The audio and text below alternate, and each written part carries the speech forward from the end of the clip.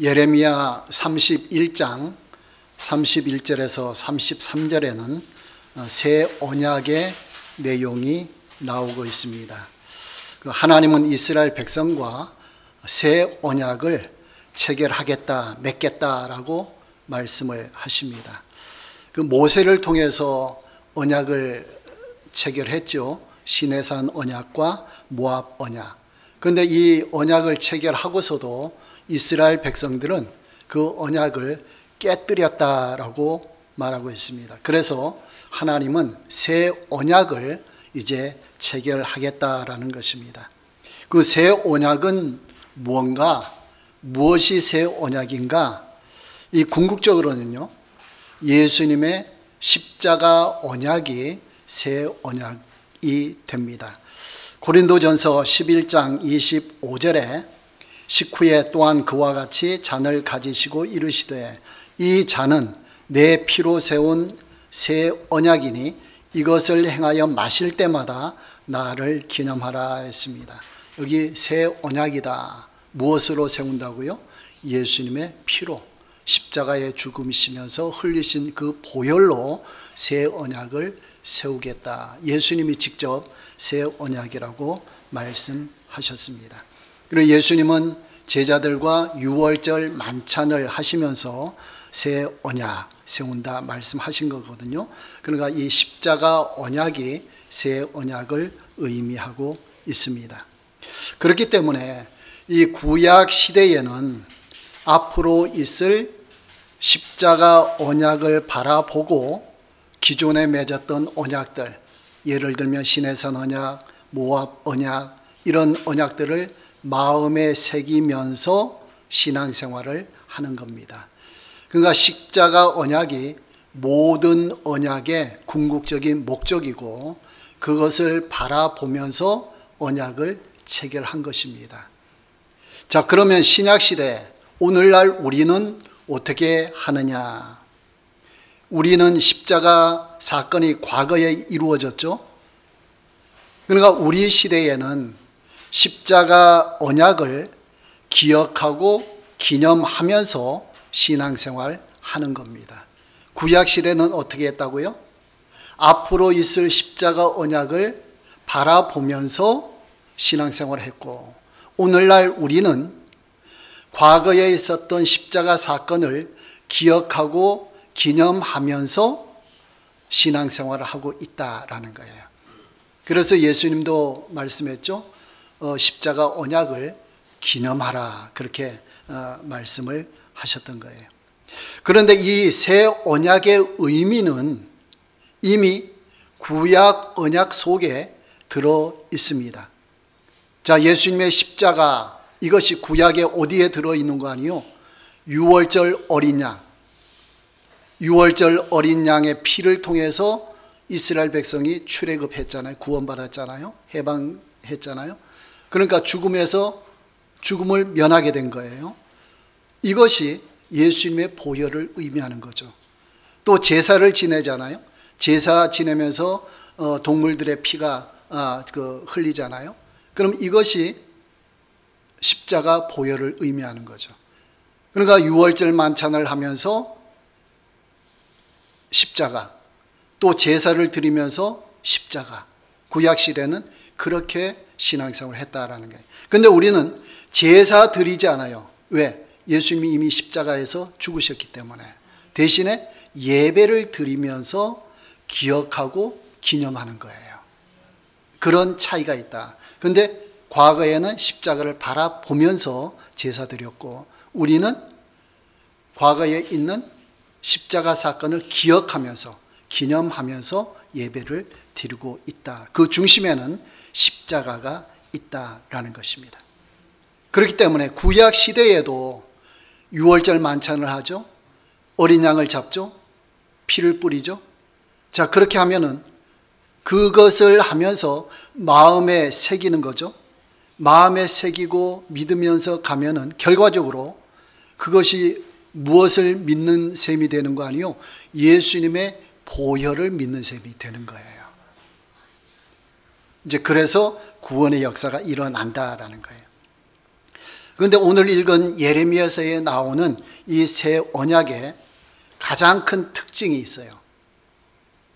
율법을 사람들의 마음 속에 두고 마음에 기록한다, 그 내용이에요. 예레미야 31장 33절 다시 보면요, 내가 나의 법을 그들의 속에 두며 그들의 마음에 기록하여. 하나님의 율법, 말씀을 우리 마음 속에 기록한다라는 거예요. 그러니까 마음을 강조하는 원리예요, 새 언약은. 자, 새 언약이 마음을 강조하는데 이미 신명기에 마음을 강조했죠. 지금까지 우리가 살펴봤죠. 신명기는 출애굽 2세대와 2세대에게 주신 말씀이잖아요. 출애굽기에서는 1세대와 시내산 언약을 맺었다가 그들이 지키는데 실패했어요. 그리고 40년 후에 출애굽 2세대와 모압 언약을 체결하거든요. 그때는 무엇까지 주셨다고요? 십계명뿐만 아니고 쉐마까지 주셨다. 쉐마는 뭐라고요? 십계명을 지키는 방법이다. 그렇게 더 보완해서 하나님이 은혜를 베풀어 주셨습니다. 그래서 이 쉐마, 신명기 5장에 십계명을 주시고 신명기 6장에서 바로 쉐마를 주셨어요. 6장 4절에서 9절 말씀이 쉐마잖아요. 여기에 4단계가 들어있습니다. 첫 번째는 유일하신 하나님 여호와를 믿는 것. 이게 언약 백성의 기준이다라는 것이고요. 두 번째는 마음과 뜻과 힘을 다해 하나님을 사랑하는 것이다. 이것은 율법 지키는 것의 목표다라는 거예요. 여기까지 올라가야 된다라는 거예요. 세 번째는 하나님의 율법, 말씀을 마음에 새기는 것. 마음에 새길 때에 이 목표를 이룰 수가 있다라는 거예요. 그러니까 목표를 주시고 목표를 이룰 수 있는 방법을 주셨다. 그것이 마음에 새기는 것이다. 이 마음에 새기는 것이 바로 오늘 새 언약에 나왔잖아요. 네 번째가 자녀에게 부지런히 가르치는 것. 후손들에게 전수해야 된다. 요 4단계가 쉐마 공식이 되는 거예요. 십계명과 율법을 지키는 방법을 하나님이 쉐마 공식을 통해서 주셨다라는 겁니다. 자, 새 언약은 율법을 사람들의 마음속에 두고 마음에 기록한다라고 했죠. 다른 내용이 없어요. 우리가 본문 읽어봤듯이 그냥 마음에 두고 마음에 기록한다. 요 내용밖에 없어요. 새 언약인데. 근데 이 새 언약의 원리가 이미 어디에 있다고요? 모압 언약에서 쉐마 공식에 들어있다라는 거죠. 그래서 읽었듯이 신명기 6장 6절 말씀, 오늘 내가 내게 명하는 이 말씀을 너는 마음에 새기고 이게 쉐마 공식의 세 번째 단계 되는 것이죠. 여기에 이제 신명기 32장 46절에도 이런 말씀이 있죠. 내가 오늘 너희에게 증언한 모든 말을 너희의 마음에 두고 너희의 자녀에게 명령하여 이 율법의 모든 말씀을 지켜 행하게 하라 했습니다. 모든 말을 너희 마음에 두고, 요 신명기 32장 46절 요 부분은 그 쉐마를 모세가 나중에 다시 한번 설명하는 거예요. 반복하는 거예요. 그 내용이에요. 마음에 새기고 32장에서는 마음에 두고 그리고 율법을 지켜 행하게 하라 그렇게 했어요. 그러니까 율법을 지키는 방법은 마음에 새기고 지켜 행해야 된다. 요게 이제 종합하면은 이렇게 되는 것입니다. 자, 하나님께서 예레미야서에 새 언약을 강조하셨는데, 마음을 강조하셨는데, 이 말은 무슨 뜻인 거 아니에요? 그 당시에 이스라엘 백성들이 말씀을, 율법을 마음에 새기지 못했다는 의미가 되는 거예요. 그 율법을 지키는데 사람들이 율법을 못 지키는 거예요. 무엇이 문제가 있는가? 하나님이 꼭 집어가지고 너희가 마음에 말씀을 두지 않았기 때문이다. 그거예요. 그걸 꼭 집어서 말씀하시고 이게 새 언약이다. 이제 앞으로는 마음에 새기라 하라는 거예요. 누가 새겨 주신다는 거예요? 하나님께서 내가 해주겠다. 그런 말이에요. 자, 말씀을 마음에 새기면 어떤 일이 일어나는가? 이것이 에스겔 36장 26절 27절 말씀 보면요, 또 새 영을 너희 속에 두고 새 마음을 너희에게 주되 너희 육신에서 굳은 마음을 제거하고 부드러운 마음을 줄 것이며 또 내 영을 너희 속에 두어 너희로 내 율례를 행하게 하리니 너희가 내 규례를 지켜 행할지라 했습니다. 에스겔 36장 26절 27절 이 말씀도 새 언약이에요. 그 새 언약은 두 군데가 있습니다. 예레미야서에 있고 에스겔서에 있고 두 군데 있어요. 그런데 이 에스겔서의 새 언약은 예레미야서의 새 언약을 보충 설명하는 거예요. 예레미야서에서는 무엇만 강조했죠? 마음에 두고 마음에 기록할 것이다. 이 말씀만 뒀어요. 그런데 에스겔서에서는 마음에 기록한다는 말이 뭐냐? 그러면 어떤 일이 벌어지는가? 이것을 설명한 것이 에스겔서 새 언약이에요. 가장 두드러진 특징이 뭐예요? 여러분 읽으면서 성령을 주시고 마음을 강조하시죠. 예레미야서에서는 뭘 강조하셨죠? 마음. 에스겔서에서는 뭘 강조하셨죠? 성령과 마음이에요. 그러니까 성령이 우리 마음 속에서 역사하신다라는 거예요. 다시 한번 읽어볼까요? 에스겔 36장 27절 내 영을 너희 마음 속에 두어 너희로 내 율례를 행하게 하리니 이 행하게 하리니는 행하고 싶은 마음을 주겠다라는 거예요. 그 의지를 발동시키겠다라는 거예요. 누가요? 성령께서. 그러면 너희가 내 규례를 지켜 행할지라. 그때가 되면은 너희가 행동으로 옮겨라, 실천하라 그런 말이에요. 그러니까 우리가 율법을 행하기 위해서는 앞에 여러 단계가 있죠. 누가 역사해 주셔야 돼요? 성령께서. 성령께서 역사해 주시는데 우리는 해야 될 일이 뭐예요? 말씀을, 율법을 마음에 넣어두는 거죠. 새기는 거죠.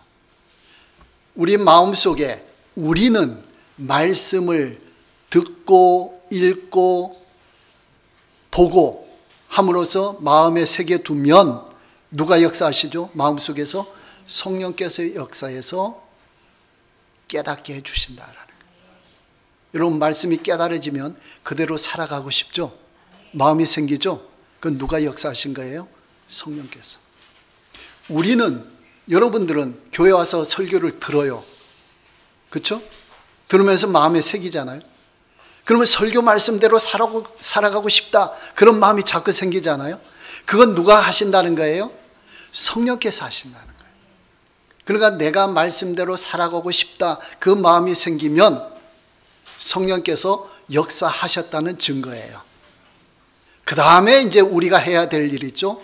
그 말씀대로 살아가면 되는 거예요. 행동으로 옮기면 되는 거예요. 그러니까 우리가 해야 될 일과 하나님이 해주시는 일, 성령께서 하시는 일이 분리가 되죠. 그것이 잘 합쳐지는 거예요. 그러면서 우리가 율법을 지켜 행할 수 있다라는 겁니다. 자, 다시 한번 종합해 볼까요? 예레미야서와 에스겔서 새 언약을 종합하면요. 자, 우리 마음속에 율법을 새겨 넣는다. 누가요? 우리가. 그러면 성령께서 역사하셔서 깨닫게 해 주신다. 그럼 우리 마음속에 율법을 지키고 싶은 마음이 생긴다. 그러면 우리는 율법을 실천한다. 그런 과정이 되는 거예요. 그러니까 율법을 지켜 행하는 과정 중요하니까 다시 한번 정리할게요. 1번 율법을 마음에 넣어 놓는다. 이게 간직한다라는 거예요. 그 다음에 2번, 성령께서 역사하셔서 깨닫게 하신다. 3번, 율법을 행할 마음과 능력이 생긴다. 그럼 어떻게 하라고요? 4번, 율법을 실천한다. 이런 과정을 통해서 율법을 지켜 행하는 거예요. 이것이 새 언약에서 율법을 지키는 원리예요. 예레미야서와 에스겔서에 나와 있는 거죠. 이것이 신명기의 쉐마 언약과 원리와 통해요, 안 통해요? 통하죠. 쉐마 공식의 원리와 통하는 거예요. 그러니까 율법을 단순히 그냥 행하는 게 아니에요. 율법을 그냥 단순히 행하다가 실패한 사람들이 있어요. 신약시대, 물론 구약시대도 마찬가지지만 특별히 바리새인들이에요. 마음의 작용 없이, 성령 없이 그냥 행하려고 애쓴 거예요.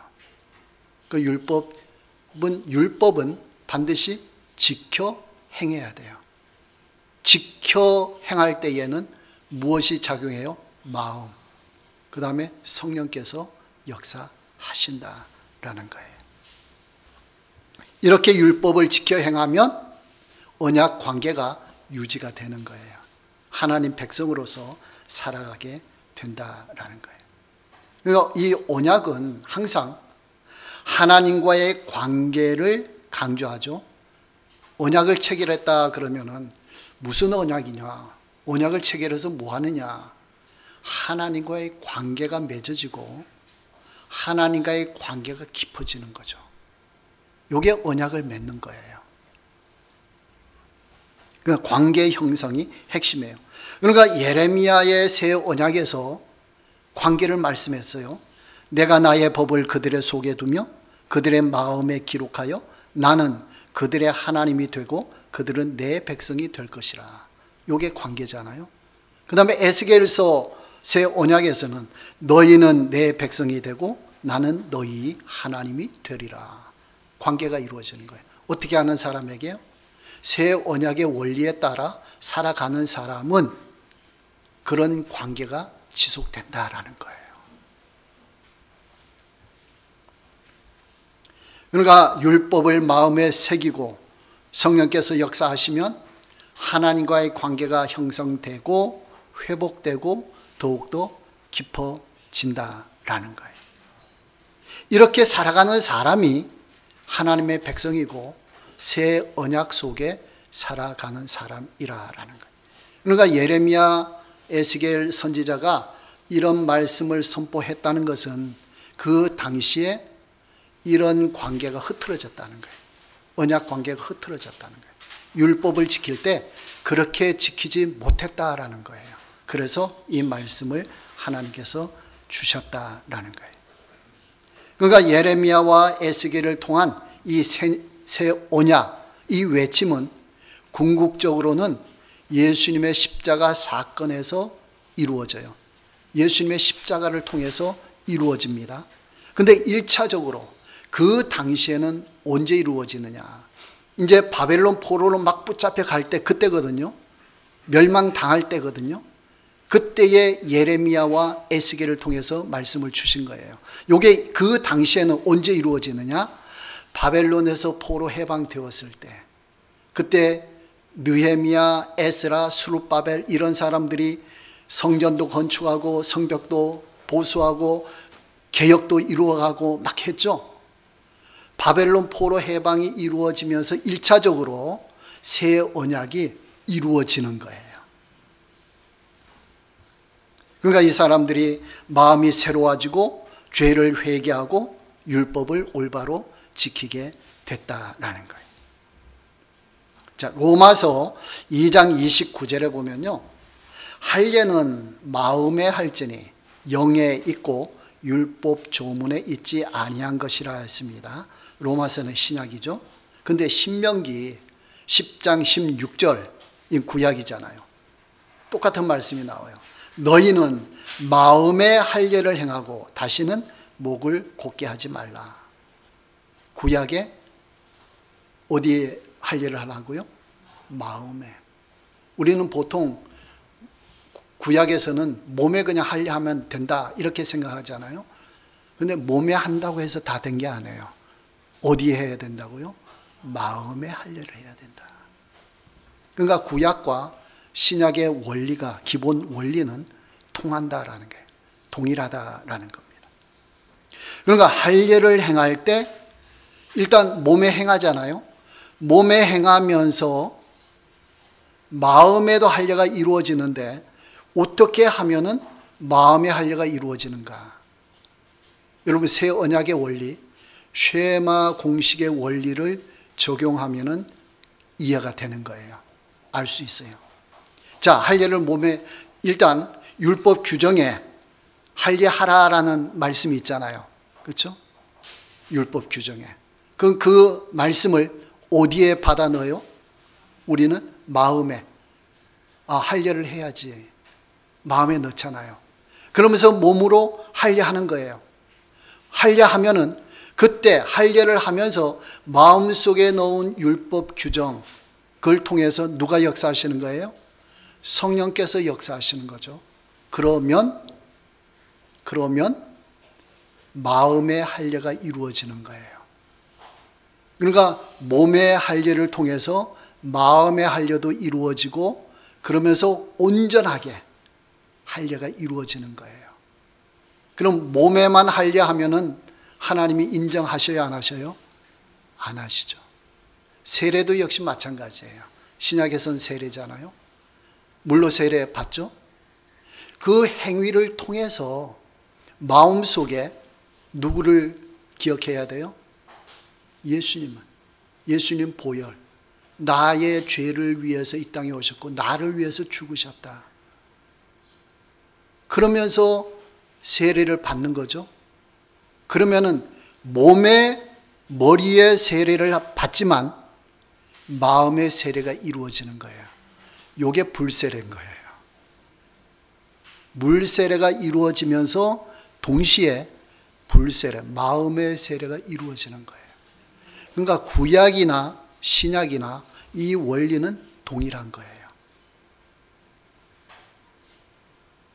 신명기 30장 6절 보면은 더 정확하게 나왔죠. 내 하나님 여호와께서 내 마음과 내 자손의 마음에 할례를 베푸사 너로 마음을 다하며 뜻을 다하여 내 하나님 여호와를 사랑하게 하사 너로 생명을 얻게 하실 것이며. 마음에 할례 베푸신다 했죠. 누가요? 하나님께서. 그러니까 구약 시대에도 이스라엘 백성은 몸에 할례를 하지만 마음 속에서는 누가 할례를 시켜주셔요? 하나님께서, 성령께서. 그러니까 몸에만 할례 받고 마음에 할례 받지 못한 사람은 죄가 씻어지지 않는 거죠. 언약 백성에서 단절되는 거죠. 그것을 형식화된다라는 거예요. 그게 형식화되는 거예요. 그게 형식화된 게 끝까지 가면은 외식주의가 되는 거예요. 외식주의는 뭐예요? 그냥 쇼하는 거예요. 보여주기 위한 거예요. 의미가 없다라는 거예요.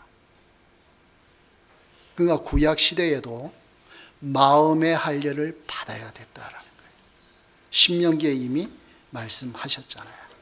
마음의 할례를 베풀어서 하나님을 사랑하게 하고 너로 생명을 얻게 하실 것이며, 그럴 때에 생명의 역사가 일어나게 된다라는 거예요.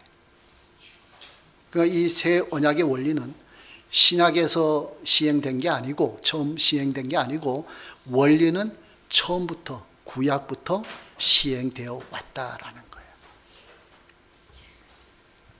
그러니까 신약에서 마음으로 믿어 구원을 받죠. 마음이 작용할 때 구원이 이루어집니다. 교회에 왔다고 해서 구원이 이루어지는 게 아니고 마음으로 예수님을 믿을 때 구원이 이루어지는 거죠. 마음이 강조되죠. 그 구약에서도 마음으로 지켜 행할 때 할례나 여러 가지 율법 말씀, 규정 지켜 행할 때 언약 백성이 유지가 되는 거예요. 마음으로 지켜 행할 때. 그러니까 지켜 행하라라는 말이 중요한 거예요. 그냥 행하라라는 것이 아니에요. 율법을 그냥 행하라라는 것이 아니고 지켜 행하라. 지킨다는 말은 간직한다, 보호한다는 거죠. 어디에 보호해야 돼요? 마음속에. 마음속에 보호해야 돼요. 그래야 마음의 역사, 믿음의 역사 일어나게 된다라는 거예요. 그러니까 예레미야, 에스겔 선지자 시절은 말세 현상이에요. 말세. 멸망당할 때잖아요. 남유다가 바벨론에게. 이런 시대 상황에서 새 언약을 주신 거예요. 말세 상황에서. 그때에 무엇을 강조했다고요? 예레미야는 마음을, 에스겔은 마음과 성령을. 그러니까 그 시대에는 율법을 행할 때에 마음과 성령이 없이 율법을 행했다라는 거예요. 그들은 지켜 행하지 못했어요. 그냥 행한 거예요.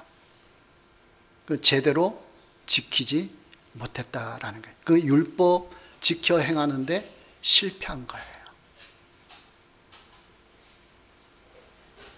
지켜 행하지 않으면 하나님이 보실 때는 의미가 없다라는 거예요. 그들은 그냥 지킨다 지킨다 막 그러죠. 행한다 행한다 그러죠. 그것만 가지고는 하나님이 기뻐하지 않으시는 거예요. 지킬 때, 마음에 지킬 때.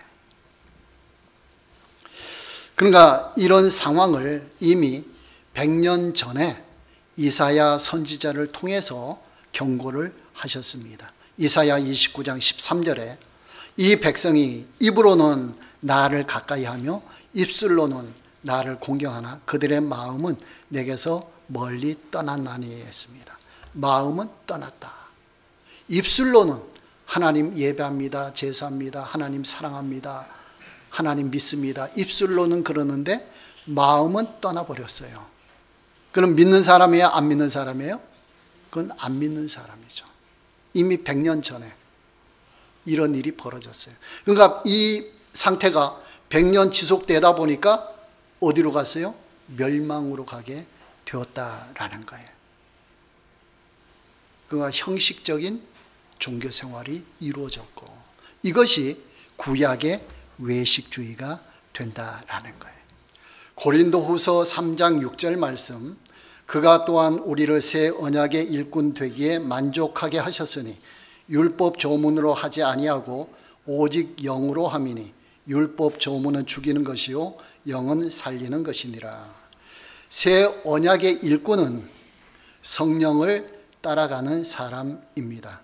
그러니까 율법 조문, 율법 규정만 따라가면 형식화된다, 외식주의로 빠져들게 된다라는 거예요. 그런데 성령을 따라가면 생명의 역사가 일어난다라는 거죠. 오직 영으로 함이니 영은 살리는 것이니라. 왜 영으로, 성령으로 따라가면 생명이 일어나느냐? 우리 말씀을 마음속에 새기고 성령께서 말씀의 역사가 일어나면 말씀이 믿어지게 되는 거죠. 말씀을 지키고 싶은, 행동하고 싶은, 그 실천하고 싶은 의지가 발동하게 되는 거죠. 그러면 믿음으로 의지가 발동하고 그럼으로써 실천하게 되는 거죠. 그럴 때에 이 생명의 역사가 일어나게 된다라는 것입니다. 그러니까 이런 방식으로 율법을 지키면 새 언약 속에 살아가는 것이 된다라는 것입니다. 그 히브리서 11장에 나오는 믿음의 선진들이 있습니다. 구약 시대에 살아갔음에도 불구하고 이 사람들은 새 언약 원리에 따라 살아간 사람들이라는 것이에요. 그러니까 믿음이 발생했죠. 믿음이 발생하니까 믿음의 선진들 그 계보에 들어가서 신앙생활을 했다라는 것입니다. 그런데 이 새 언약의 원리는 이미 우리가 살펴본 것처럼 신명기에 있고 새 쉐마 공식에 이제 들어 있다라는 것입니다. 그렇기 때문에 이 쉐마 공식은 구약 시대에도 적용이 되고 그 다음에 신약 시대에도 적용이 되는 것이죠. 그러니까 이 구약이나 신약에서 이 쉐마 공식은 새 언약 속에 살아가는 방법을 가르쳐주고 있다라는 것입니다.